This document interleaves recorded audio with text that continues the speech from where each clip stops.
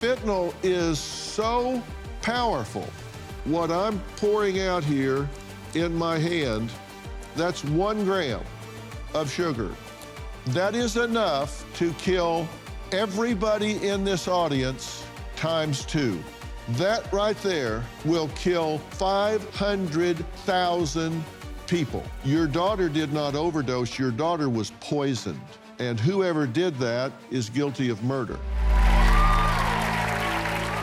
Thank you very much for the opportunity to speak today on the fentanyl growing crisis that is killing our kids at record levels. The president should immediately declare a national security and public health emergency. This is not a red or a blue issue. It's a red, white, and blue issue. Every American should care. My husband and I are here today because we are grieving parents. We received the call that no parent ever wants to get. Logan was found dead in his dorm room. His toxicology report showed 3 different forms of fentanyl. He was poisoned. I did not even know about fentanyl poisoning until his tragic death. This could happen to your family. I'm the mother of Savannah Renee, who will forever be 18 because she was poisoned by fentanyl. Savannah was a great young lady. She loved playing volleyball. I always thought she was going to be a lawyer. Kids go through a lot these days. When she died was actually in a pretty good place. Unfortunately, that night, Savannah got a name from a friend of hers and purchased a pill to help her calm down. Savannah was not an avid drug user. She didn't take pills on a regular basis, but unfortunately made this decision. She came home, gave us hugs. Unfortunately, my husband found her the next morning, dead in her bed. I don't want any mother to go through what I've gone through. What we hear from a lot of people is that they didn't know what fentanyl was until they lost their loved one. So we'll continue to fight to get this message out there and try and defeat this war.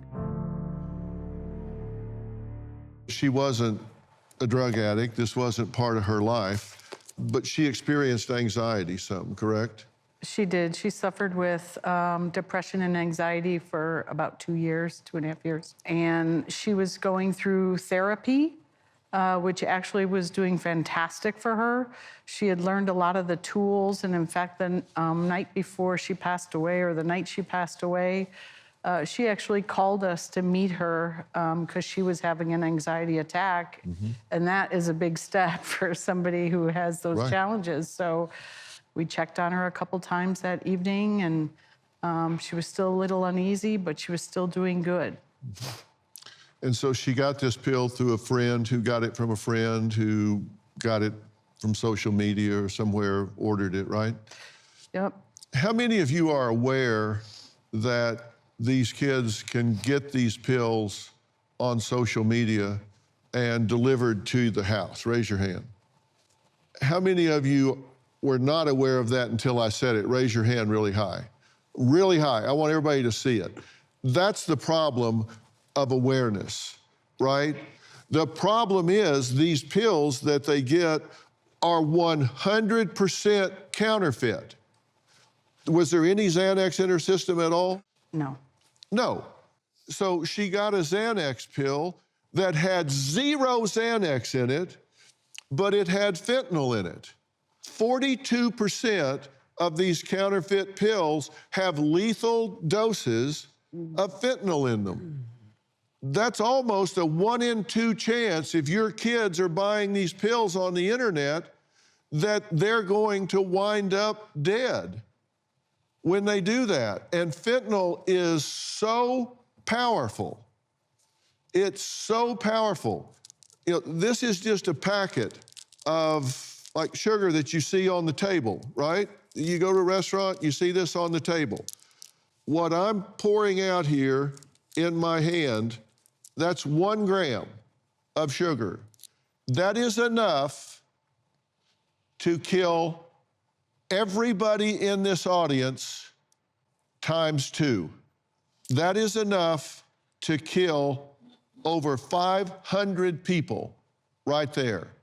If you get a kilogram of this, 1 kilo, that right there will kill 500,000 people. And last year, they seized coming across the border 392 million fatal doses of fentanyl. 50 times stronger than heroin, 100 times stronger than morphine. Your daughter did not overdose, your daughter was poisoned. Absolutely. It was a poisoning. And whoever did that is guilty of murder, because there's no other way to look at it. This is the reason I wrote, We've Got Issues. This is going on in America and nobody's pushing back. People don't even know about this. If you know someone, if you have children, if you know somebody that has children, when this is over, you need to pick up the phone and call them and tell them, are you aware that your kids can buy this stuff on the internet? Those are the kind of things that I'm talking about in We've Got Issues.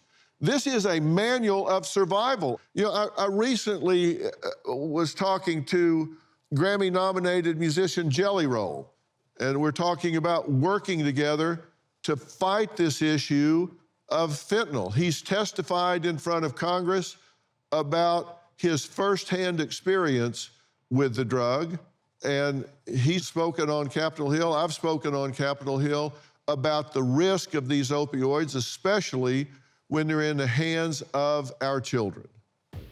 These kids face problems that you're not gonna fix by throwing drugs at them. And a lot of them don't even take the drugs, they sell them. Dr. Charles Sophie is with me here today. He's the chief medical director for the LA County DCFS, the largest in the country. He told me within the last month, near a shelter in LA, some of those children tried to sell him their psychotropic drugs. This system is broken. 190 people a day overdose and die every single day in the United States of America. At every concert I perform, I witness the heartbreaking impact of fentanyl. I see fans grappling with this tragedy in the form of music. I truly believe in my heart that this bill will stop the supply and can help stop the supply of fentanyl. I mean, how powerful would it have been had this conversation taken place where you could have sat down and talked to your daughter and said, whatever you do, don't buy a pill off the internet? Absolutely. I mean, a lot of parents don't even know about it still. It's amazing when I go speak with somebody and that they're not informed at all on fentanyl. I mean, but also with that, you know, our politicians really need to come together, you know, with a compromising approach to this. And, you know, and it's urgent. It's not, you know, a year down the road. I mean, we need action now. This is like an epidemic in our country. 112,000 deaths last year. That's why I'm talking about this so loud. That's why you need to join me and go out there and spread the word. All of you in the audience, all of you at home.